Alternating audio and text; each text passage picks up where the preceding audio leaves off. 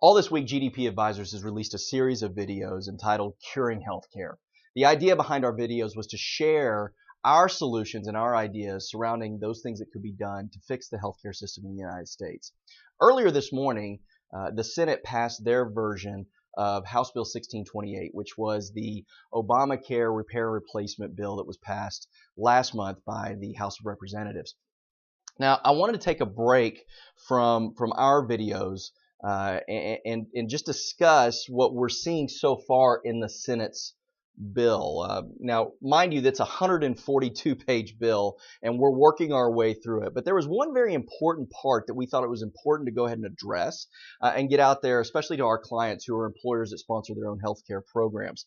So on page 10, section 105, it reads very clearly that paragraph of section 490H of the Internal Revenue Code of 1986 is amended by inserting $0 in the case of months beginning after December 31st, 2015, after 2000.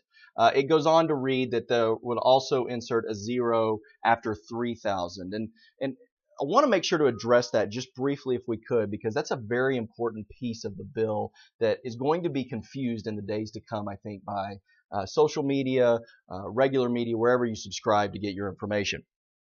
This does not repeal the employer mandate, and that's why it's important to address that. This, in effect, changes the penalty of the employer mandate from $2,000 or $3,000 down to $0. And, for some of you, you might think, okay, well, if there's no penalty, then there's no consequence, right? Not so fast.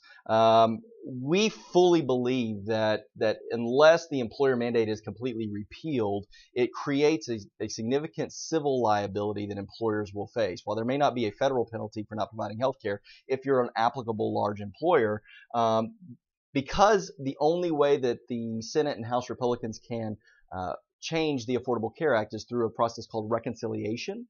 They can't completely take out the employer mandate. They can only change the penalties that are created because of it.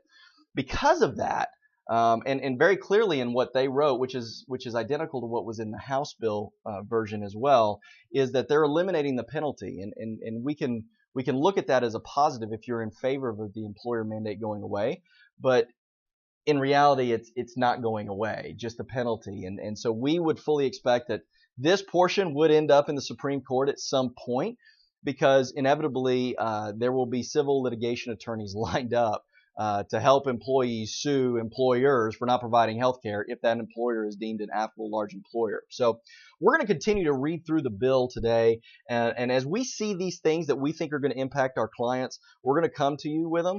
But that is the first thing that jumped out at us on page 10, and we wanted to make sure to bring it to you. Stay tuned. If you get a chance to later today, also we're going to release our 10 ideas for solving healthcare in the United States. I think you'll find that very interesting, and we look forward to talking with you again soon. Thanks.